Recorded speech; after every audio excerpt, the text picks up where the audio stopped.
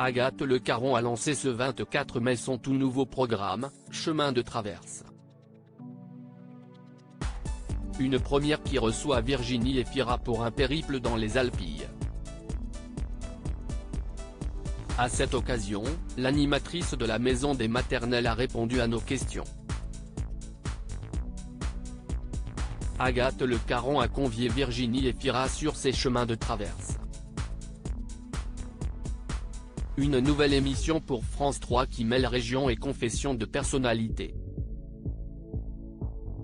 Si est-il dans le sud que les deux femmes arpentent les sentiers des Alpilles et les moments importants de la vie de la comédienne. Un périple ponctué de rencontres comme Julien Doré, Nicolas Bedos ou Boris Cyrulnik.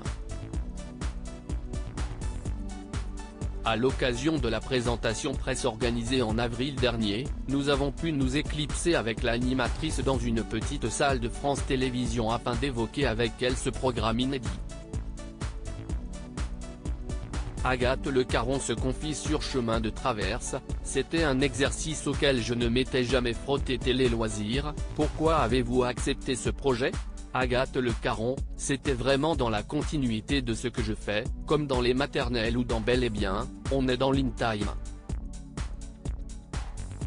Mais c'était un exercice auquel je ne m'étais jamais frotté, je n'avais jamais fait de l'interview en tête-à-tête, sur du temps long. Est-ce que vous aviez regardé Un dimanche à la campagne pour vous inspirer ? Oui, je l'ai regardé. Frédéric Lopez, si est-il le maître pour ce genre d'émission ? Si est-il lui qui a donné le là du genre, de l'incursion dans la vie intime des invités, le fait de raconter des histoires de vie de cette manière. Dans Chemin de traverse, on apporte aussi une autre couleur, on a tout l'aspect patrimoine et régional, propre à France 3.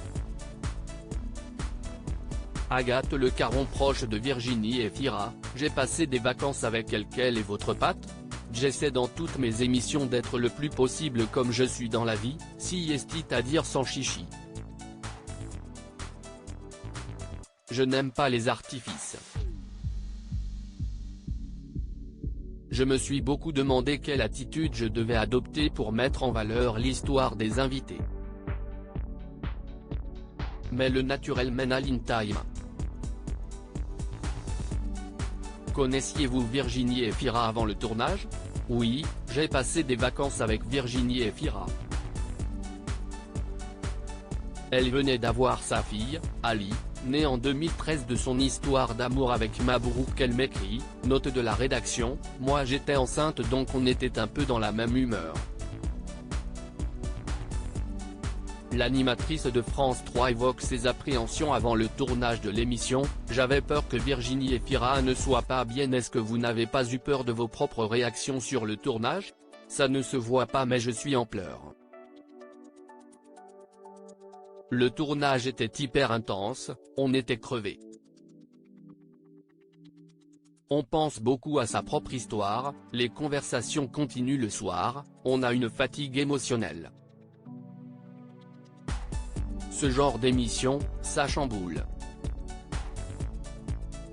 Et surtout, j'avais peur que Virginie Efira ne soit pas bien, comme elle me connaît. Mais j'ai vu qu'elle était hyper heureuse, qu'elle avait été émue, appris des choses. Bref, qu'on avait fait les bons choix. Est-ce que si est-il plus difficile d'être face à une invitée qu'on connaît personnellement ? Oui, parce qu'il fallait trouver le bon ton. Je me suis posé beaucoup de questions et finalement tout s'est bien passé. Est-ce que si est-il vous qui aviez suggéré le nom de Virginie Efira à la production de l'émission ? Évidemment, c'était un rêve de la voir. Virginie Efira, elle est très rare en télévision, surtout sur des émissions comme celle-là. À lire aussi J'étais en apnée, Virginie Efira explique pourquoi elle a caché sa grossesse durant plusieurs mois.